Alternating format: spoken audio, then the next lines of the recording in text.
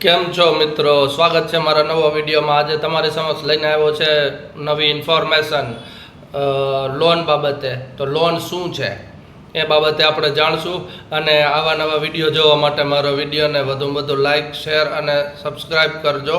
અને જો આવા વિડીયો આપણને ગમે તો અને નવા કંઈ ઇન્ફોર્મેશન જોતી હોય તો કમેન્ટ અવશ્ય કરજો, તો હું આપ સમક્ષ આવા ઇન્ફોર્મેટિવ વિડીયો બનાવતો રહું. ચાલો આપણે જાણીએ લોન વિશે. What is the loan? Loan એટલે કે એક નાણાકીય સહાય છે જે કોઈ પણ પેઢી અથવા બેંક અથવા ફાઇનાન્શિયલ કંપની દ્વારા આપવામાં આવતી નાણાકીય સહાય છે. જે બોરોવર જેને નાણાંની જરૂરત હોય તો એ એપ્લાય કરે અને એના પછી એને જે નાણાકીય સહાય મળે અને એ પાછું અમુક ટાઈમ ફ્રેમમાં એને રીપે કરવાનું હોય અને એની સાથે વ્યાજ સાથે રીપે કરવાનું હોય, એને લોન કહેવામાં આવે છે. તો લોન બે પ્રકારની હોય છે. આપણે લોન કઈ કઈ પ્રકારની હોય એ જાણીએ. એક સિક્યોર લોન અને અનસિક્યોર લોન. સિક્યોર લોનમાં સમાવેશ થાય છે home loan, vehicle loan, gold loan, loan against property, life insurance loan, loan FD, loan against mutual fund, loan against security અને ઓવરડ્રાફ્ટ અને કેશ ક્રેડિટ. આ બધી કેશ ક્રેડિટ છે એ અનસિક્યોરમાં પણ આવે છે. જો તમે સેલેરાઇડ પર્સન હોય અને તમને વિધાઉટ કોલેટરલ જો આપતી હોય તો એ અનસિક્યોર્ડમાં આવે. અને અનસિક્યોર લોનમાં આવશે personal loan, business loan, education loan અને પેડે લોન અને credit card.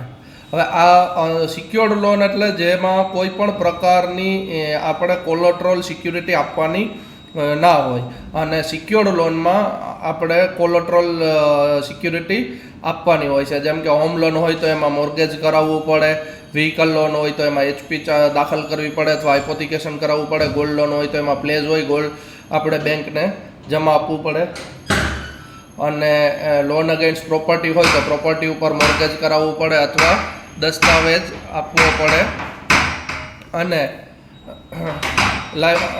Life insurance loan હોય તો ઇન્સ્યોરન્સ આપવો પડે. પછી લોન અગેન્સ્ટ એફડી હોય તો આપણી જે એફડી હોય તો એની સામે પણ આપણને લોન મળે છે. મ્યુચ્યુઅલ ફંડ હોય તો એની સામે પણ લોન મળે છે. અને સિક્યુરિટી એટલે બોન્ડ, જે ગવર્મેન્ટ બોન્ડ હોય એની સામે પણ આપણને લોન મળે છે. પર્સનલ લોનની એટલે કે એ આપણી સેલેરી ઉપર ડિપેન્ડ હોય છે. સેલેરી હોય અથવા આપણી આવક હોય અથવા આપણું બેંક સ્ટેટમેન્ટ ઉપર આપણને પર્સનલ લોન મળતી હોય છે. એમાં કોઈ પણ જાતનું હાઇપોથિકેશન કે કોઈ પણ જાતની સિક્યુરિટી આપણે બેંકને આપવી પડતી નથી. અથવા કોઈ બિઝનેસ લોનમાં પણ બિઝનેસ શું છે એના ઉપર અને ટ્રાન્ઝેક્શન ઉપર અને બિઝનેસ ઉપર આપણને લોન આપવામાં આવે છે. અને એજ્યુકેશન લોન, જે શિક્ષણ લોન તરીકે પણ ઓળખીએ છીએ. શિક્ષણ લોનમાં આપણે બેંકના ડોક્યુમેન્ટ આપણે શિક્ષણના ડોક્યુમેન્ટ અને કોલેજનું એડમિશન લેટર ને એવી બધી ડોક્યુમેન્ટ ઉપર લોન આપવામાં આવે છે. એ પણ અનસિક્યોર લોન કહેવાય છે. આમાં પણ કોઈ પણ જાતની સિક્યુરિટી લેવામાં નથી આવતી. હા, ગેરંટર લેવામાં આવે છે, કારણ કે વિદ્યાર્થી 18 વર્ષનો હોય છે તો એમાં ગેરંટર કમ્પલસરી છે. પેડે લોન એટલે કે વન ટાઈપ ઓફ એડવાન્સ થયું. કોઈ સેલેરાઇડ પર્સન હોય, હવે એની 50,000 સેલેરી હોય તો એને જોતા હોય 50,000, 60,000, 70,000, લાખ રૂપિયા જોતા હોય તો એ અમુક ટકા સેલેરીના અથવા સેલેરીના 1-2-3 ગણા લોન મળે, એને પેડે લોન કહેવાય, જે એમ્પ્લોયને મળે. અને ક્રેડિટ કાર્ડ તો આપ બધાને જાણો છો કે શું છે ક્રેડિટ કાર્ડ. હવે આપણે સિક્યોર લોન અને અનસિક્યોર લોનને કમ્પેર કરશું અથવા એનો ડિફરન્સ જાણશો.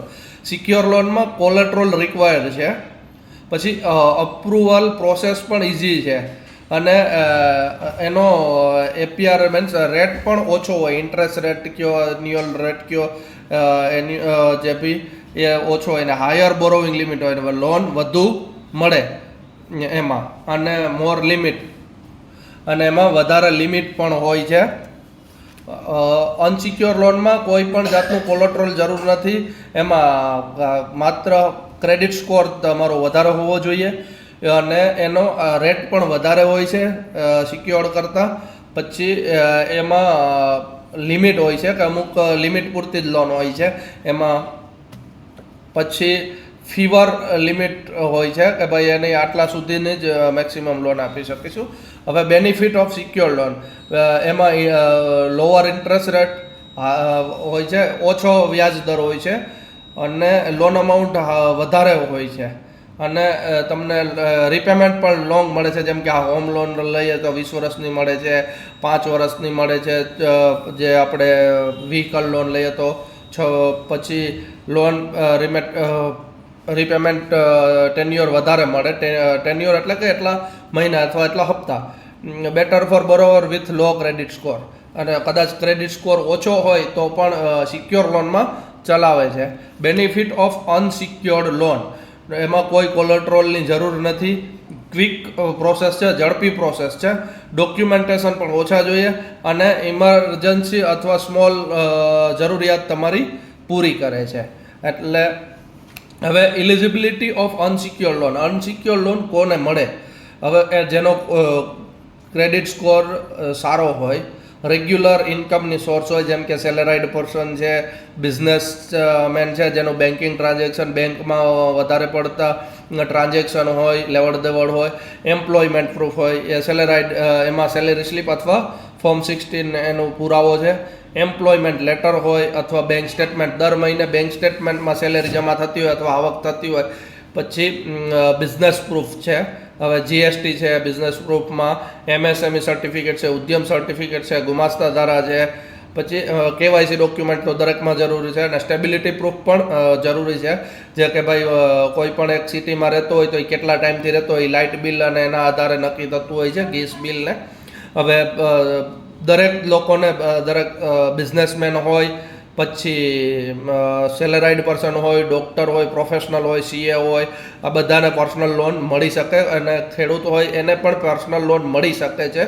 પણ એમાં ટ્રાન્ઝેક્શન ઇમ્પોર્ટન્ટ છે, બેંક સ્ટેટમેન્ટ ઇમ્પોર્ટન્ટ છે અને કોઈ પણ વ્યક્તિને મળી શકે છે. હવે અનસિક્યોર્ડ લોનની પ્રોસેસ શું હોય છે? એક application form, application of loan માટેનું એપ્લિકેશન કરવાનું, પછી સિબિલ સ્કોર ચેક થાય અને એમાં ક્રેડિટ ચેક થાય, પછી અપ્રુવલ અને સેન્કશન થાય, પછી એગ્રીમેન્ટ સાઇન કરવાનો આવે અને પછી ડિસ્બર્સમેન્ટ થાય. અને if banking transaction good, bank give you pre approval. હવે તમારે સેલેરી સારી હોય અથવા તો બેંકમાં ટ્રાન્ઝેક્શન સારા હોય અને નિયમિત લેવડ દેવડ થતી હોય તો બેંકો અત્યારે પ્રી અપ્રૂવ લોન આપે છે ને ટ્રાન્ઝેક્શન આપે છે. તમે ઘણા બધાને ફોન આવતા હશે કે તમારા ખાતામાં 75,000 લોન ઓફર છે, 10 લાખ લોન ઓફર છે, 15 લાખ ઓફર છે, 5 લાખ ઓફર છે. આ બધી ઓફરો કાર લોનની ને પર્સનલ અનસિક્યોર લોનની હોય. અનસિક્યોર લોનની અત્યાર સુધી કદાચ હવે આવક પ્રમાણે હોય છે, મને 1.5, 2 લાખ, 2.5 લાખ સુધી પણ ઓફર, પ્રી અપ્રૂવ ઓફર મળે છે, 2.5-3 લાખ સુધીની. 4 લાખ એક વખત ફોન આવ્યો હતો કે સાહેબ તમારા ખાતામાં પ્રી અપ્રૂવ લોનની ઓફર છે, 4 લાખ સુધી તમને વિધાઉટ ડોક્યુમેન્ટેશન મળી શકે છે. તો આને પ્રી અપ્રૂવ કહેવાય, જે ઓલરેડી આપણા સિબિલ સ્કોર અને ટ્રાન્ઝેક્શન અને સેલેરી ઉપર ડિપેન્ડ હોય છે. આનાથી જે તમને મળતી હોય છે. એટલે બેંકમાં જેટલું ટ્રાન્ઝેક્શન સ્ટ્રોંગ અને ટ્રાન્ઝેક્શન કરો એટલો તમને બેનિફિટ, અને જેટલું તમારું સિબિલ સારું એટલું તમને લોનમાં બેનિફિટ. હવે સિક્યોર લોન પ્રોસેસ. સિક્યોર લોનમાં application of loan, CIBIL score check, approval, sanction of loan, collateral submission, agreement sign and disbursement. હવે આમાં અને અનસિક્યોર લોન અને સિક્યોર લોનમાં પ્રોસેસમાં ખાલી એક જ તફાવત છે કે કોલેટરલ. હવે સપોઝ કે હોમ લોન હોય તો એમાં દસ્તાવેજ, નવું હોમ લોન એને કહેવાય કે જે દસ્તાવેજ આપણને આપવો પડે, ઓરિજિનલ બેંકમાં સબમિટ કરવો પડે, એ જમા કરી અને દસ્તાવેજ આપીને થાય છે. અને પ્રોપર્ટી હોય કે જૂનું ઘર હોય તો એના ઉપર મોર્ગેજ કરીને આપણને બેંકને આપવું પડે. હવે વ્હીકલ લોન હોય તો એમાં આરસી બુકમાં HP ચડાવી અને આપવું પડે. અને બીજું કે જે સિક્યુરિટી હોય છે, ડિપોઝિટ તો બેંક પાસે હોય છે, મ્યુચ્યુઅલ ફંડ એ કદાચ બેંક પાસે જ હોય છે, એના અગેન્સ્ટમાં આપતા હોય તો એના અગેન્સ્ટમાં આપણે અમુક એની ફોર્માલિટી હોય સાઇન કરવાની, એ પૂરી કરી અને આપવી પડે છે. હવે આ લોન કેના દ્વારા થાય છે ને કઈ રીતે થાય છે? તો એ થાય છે CRR અને SLR, કેશ રિઝર્વ રેશિયો અને સ્ટેટ્યુટરી લિક્વિડિટી રેશિયો.